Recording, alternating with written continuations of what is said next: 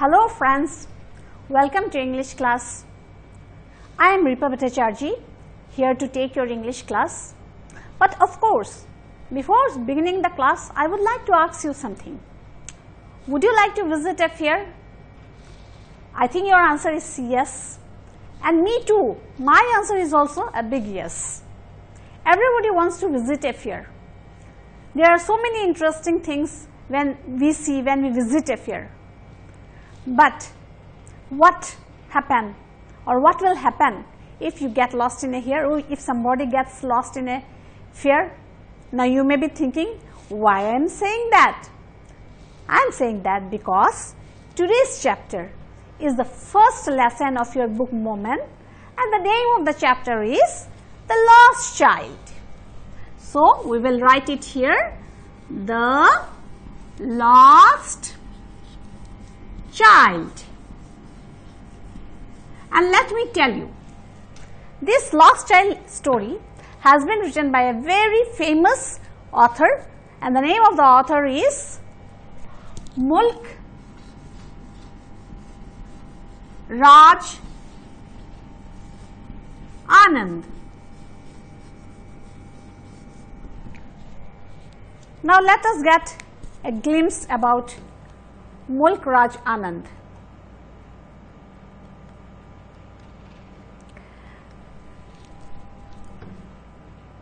Now who is Mulk Raj Anand? Mulk Raj Anand was born in December 12, 1905. He was a prominent Indian author of novels, short stories. He was mainly famous for writing on traditional village life of India. Of course, he was awarded with Padma Bhushan in 1905, and he had written two famous books. One is Coolie, one is Untouchable. These are more popular. Apart from this, he has written many other books also. So, after knowing about the author, let us go back to the main story. Okay, and the story is The Lost Child. So, in the beginning of The Lost Child, we get a description that it was the spring festival. So, do you know when does the spring festival begin? It begins soon after the winter season is over, probably in the month of February. Okay, so February, March is a month of spring season, and during this period, generally the festival begins. So, in many places, fair is organized during this season. So, in the story, The Lost Child, a fair was organized, and it was the spring festival, and all the people of the village, old man, young man, everybody was going to the village fair. Some were going on foot, some were going by horses, some were carried by bullock carts. In this way, they made their own communication. In the story, a little boy with his mother and father was very happy. He was also going to the fair. He was so happy that he couldn't control his feelings. So much happy that he was interested. He couldn't stop himself in looking at the array of shops. So he wanted to have the toys which were hanging down the shops. So his mother told him, "Come boy, come, let us go," because he was lagging behind. Okay, so come child, come, let us go. And then the boy, like a very obedient boy, followed his parents, and he went by. But then he wanted to have one such toy, so he pleaded, "Can I have a toy?" His father, without saying no, looked at him with a tyrant eye. Now, this tyrant word is used in the lesson, which means cruel. So, this is an adjective. This cruel word is an adjective. So, according to the boy, his father was being cruel to him. Why? Because he refused him a toy. Okay. Anyway, he was a good boy. He was an obedient boy. So, he followed his father and mother, and they were walking. But his mother was full of love and affection.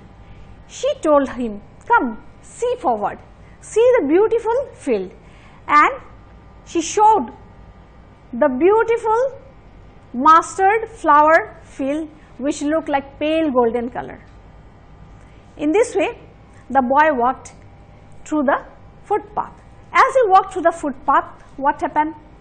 He saw the dragonflies, he saw the worms, he saw the butterflies, he saw the lone bee. They were all going. So the boy, what did he do? He wanted to catch one of this butterfly. So what did he do? He took a net, he wanted to catch hold, and no sooner he was going to catch the butterfly, what happened? The butterfly flew away, and again he lagged. So his mother said, father said, come child, come. Come child, come, we have to go. So again the boy went. Soon they got a grove. A grove means, we are writing here grove, G-R-O-V-E, group of trees or garden, group of trees. So there was a well near the grove of trees. The father and the mother rested near the well, but the child was so happy, he entered the grove. And what did he do? He stood under a tree and a shower of flower fell over him, and he was so happy. Suddenly he saw doves. He wanted to catch the doves, but then again his mother said, father said, come boy, come. So again they stood up and started walking towards the fair. As they were going towards the fair, they could see from far away the fair, the merry-go-round, a large crowd of people moving towards the fair. Everybody was excited, everybody was beaming happily, and they were excited to see the different kind of things which was going to be exhibited in the fair. The boy could see, as they were entering the fair, the boy could see from far away a sweetmeat seller. Now,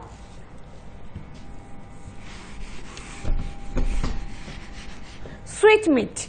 Do you know what is sweetmeat? Of course you know, and if you don't know, you will know now. Sweetmeat means sweet seller. Sweet seller. He saw a sweetmeat seller, and the sweet seller was selling barfi, jalebi and rasgulla. The boy, when he heard barfi, he wanted to have one of those barfis. His mouth watered. So he wanted to plead to his mother and father that he wanted to have one barfi. But then he thought in his mind, oh, they won't give me. They will say, I am a greedy boy. So he uses one more adjective. What adjective? Greedy. In the first part we are getting, he calls his parents cruel. Now he is feeling that they may call him greedy. So without making any request verbally, he just follows them. And again he started following, lagging behind, because he was excited to see the shops, other things. So the parents again said, come child, come. In this way, the child was going away with the parents. As he proceeded a little more in the fair, what did he see? He saw a gulmohor. A gulmohor seller means a flower seller. Now what is this? Who is this gulmohor seller? Gulmohor seller was selling garland of flower. Gulmohor is a combination of a garland. The boy wanted one of those beautiful garland, and he wanted to tell his mother and father that he wanted to have one of those garland. But again then what did he feel? His mother would tell him, father would tell him that those garlands were cheap. So no use of buying those things. So in this way he didn't make another request. Only he wanted to have a gulmohor, but thinking of the fact that parents would refuse to him, he did not make any more request. In this way the boy was again following his parents, and again they told him, come child, come, let us go. Okay. So they were walking through the fair, they were moving around in the fair, they were enjoying the fair.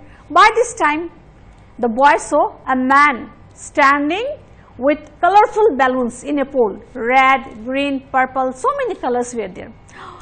Now desperately he wanted to have one of those balloons. This time it was more excited. But then he thought, if he requests his parents to give the balloon, perhaps they will say no, and they may even comment on him. They may say that you are too old to play with a balloon. So here we come to know what? The boy thinks that he knows about his parents very well. Even whenever he wants to ask a question, before he makes a request to them, he feels that he knows the answer, and so he doesn't make this time also a request. Simply he wants to have a balloon, and that wish, without being fulfilled or without making a request to his parents, he keeps it in his mind. Soon they continue proceeding in the fair. The boy was now more excited because a large crowd of people were there. All the people were pushing, going hither and thither. There was lot of cry, there were lot of laughter, lot of people were enjoying the fair. Suddenly the boy saw a snake charmer. Now this time he wanted to see the snake charmer's activity. Now what was the snake charmer doing? The snake charmer had brought a basket, and in that basket one snake was there. It was swirling like a swan. Do you know what is a swan? Huh? It is a kind of bird. More or less it looks like a little bit of duck, not typical duck, but you can compare with that one, swan. The neck of the swan was compared with the neck of the snake, because it was swirling in this way, okay, moving to and fro. The boy wanted to see, and the snake charmer was blowing a instrument. Now though he wanted to see, he knew his parents would say no, don't hear to that music. The reason is, whenever the snake charmer blows a musical pipe, what does he do? He makes a shrill noise, and it is not good to hear that shrill voice. So once again the boy doesn't make a request, and he thought they will say no only because they won't want me to see this sort of activity. So this sort of snake charmer's performance. In this way, once again the boy doesn't make any request to his parents. Now as he goes by, he sees far away one merry-go-round, okay, one merry-go-round where man, woman, children, they were going round, they were circling in that merry-go-round and making shrill cry, they were laughter, some were making huge cry. So the boy this time definitely wanted to go into that merry-go-round. So what did they do? And what do you think you will do? I know. Of course I know. Most of you will want to go to merry-go-round. You will also want to go in a roundabout. The reason is, it is very interesting. It is very interesting to go up and then all of a sudden come down.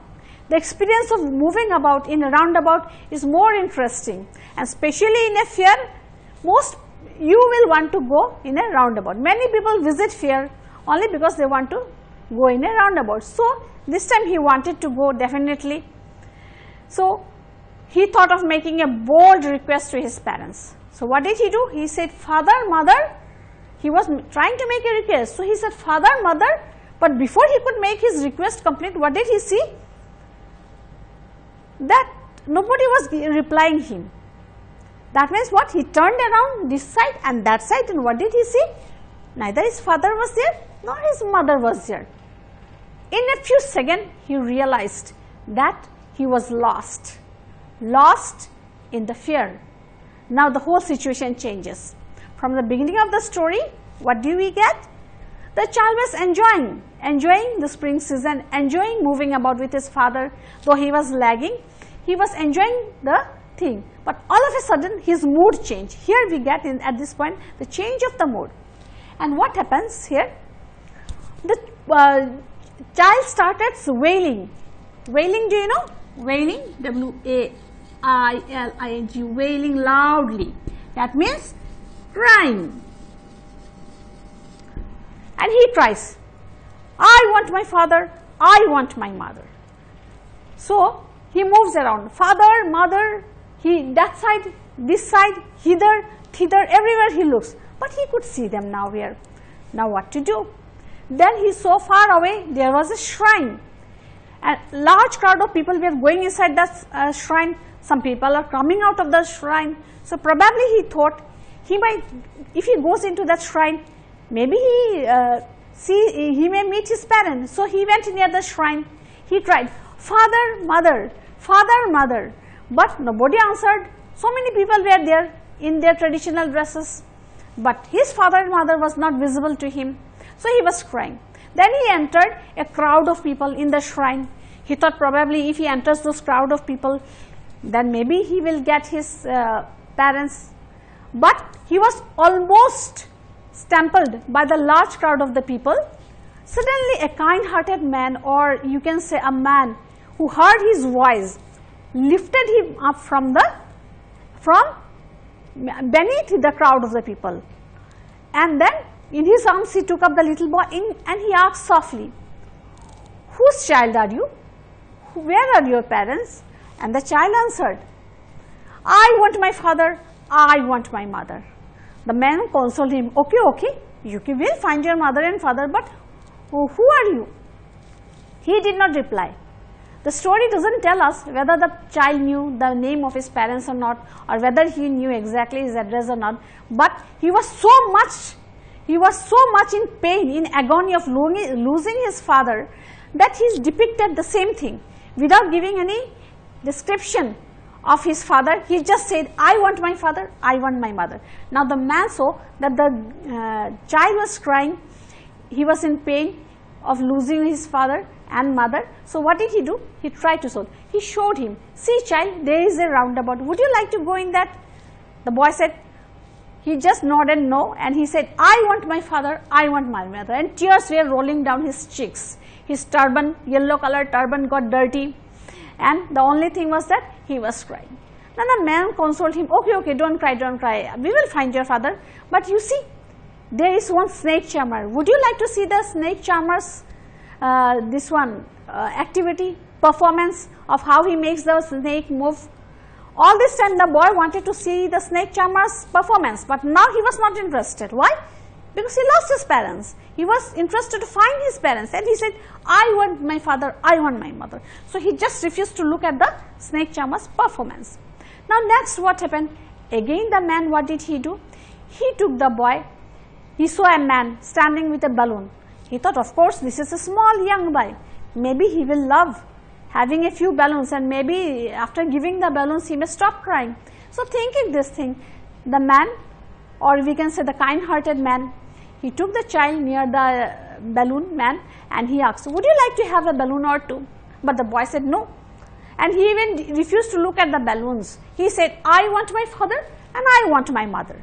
Now by seeing this, again the man, he wanted to console the little boy, and what did he see? A man standing with gulmohar. Okay, he was selling these garlands. So he took the boy near the flower seller and he requested, do you want a flower seller? You see, these flowers are so beautiful, they smell so good. You can take one, you can put it in your neck and you can smell the beautiful fragrance of the flower. But the boy said, no, I don't want. I want my father and I want my mother. Now what happened? Seeing this, the boy crying, the man felt very bad. He was, according to the story, the way it has been depicted, he felt that he really wanted to console the boy. So what he did this time, he thought maybe food. Food is the thing, and sweet food, sweet meat or sweets console the children. Children love having a lot of sweets. So what did the man do? He offered him sweets. See, there are rasgulla, barfi. You can have a piece for yourself. But the boy just turned his face around from the sweet. He didn't want to have any sweet. He was not interested in eating, and he just said, I want my father and I want my mother. So in this story, what do we get? In the beginning of the story, what do we get? The boy was complaining. Complaining what? That his parents were very cruel. Father was cruel. Why? Because he didn't allow him to buy a toy. Then next he described his parents, that what they will say? They will say that he was greedy. And because if he demands a barfi or rasgulla or something sweet, they may call him greedy. So this thing shows that the parents had a different image of his picture. He didn't want to know why his parents refused to show, or perhaps he didn't know the reason. The bond of the parents and the child cannot be measured with these petty things. The relationship between parents and children cannot be broken up with, cannot be counted with such small refusals. Okay. All this time he was angry with his mother for not buying him a gulmohar. Of course, he didn't request also, but he was probably sure that if he made a request, they will say no only. And once he lost his parents, now this little boy understood the value of parents. This story tells us that the bond between the parents and the children cannot be measured with materialistic things.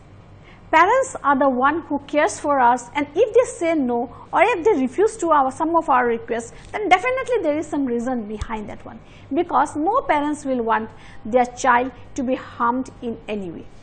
The child now realizes that more than having sweets, he wanted to have his parents. More than going in about a roundabout, he wanted to be with his parents. The child now realized that it is better to be with his parents than buying a gulmohar or garland, flower garland.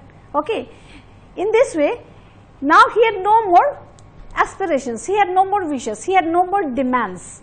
So this story tells us that the relationship between parents and child is above all kind of relationship. However, there's a question still lies down at the last, that whether the child reached the parents. Yes, the way the man dealt with the young boy, the way he tried to console the boy, and the way the man was encouraging the boy, who is your parents, he was trying to know from the boy the name of his parents, perhaps his address also. So we may assume that the boy might have been returned to his rightful parents by the man. So the story tells us that we should love and respect our parents rather than finding faults with the situation which often or sometimes they refuse to us. It is only for our good they refuse many of the things. So my dear students, this is the story of the lost child. Now what I would like to say to you is that in the chapter The Lost Child, there are questions. Okay, so one or two questions I will be discussing, like how to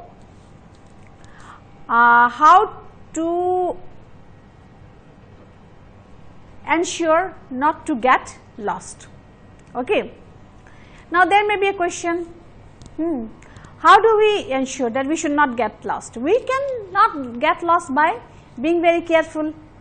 There is one more question. What does the boy want to have in the beginning? The boy wants to have, can you tell me, the first demand, he wants to have a toy. So in this various questions are there. There are broad questions. Broad questions is you will get described how the small child visited the fair with his parents and what did he see on his way to the fair. Okay. So in this way there are questions and you will have to solve them. You can take the help of the story and the study material, and of course you will be able to answer the questions by going through the summary. Okay, by going through the summary of the lesson. The word meanings are there, and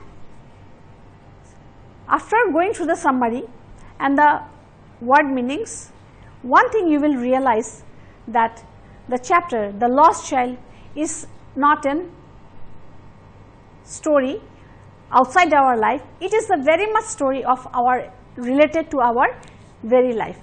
Every village, because most of us we hail from villages, so every now and then we get village fair, and I hope next time when you visit a fair, you will be very careful, and of course you will not complain if your parent refuses you a thing or two.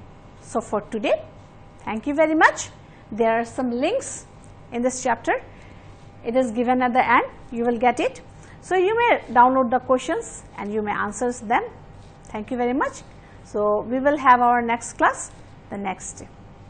Goodbye, good luck.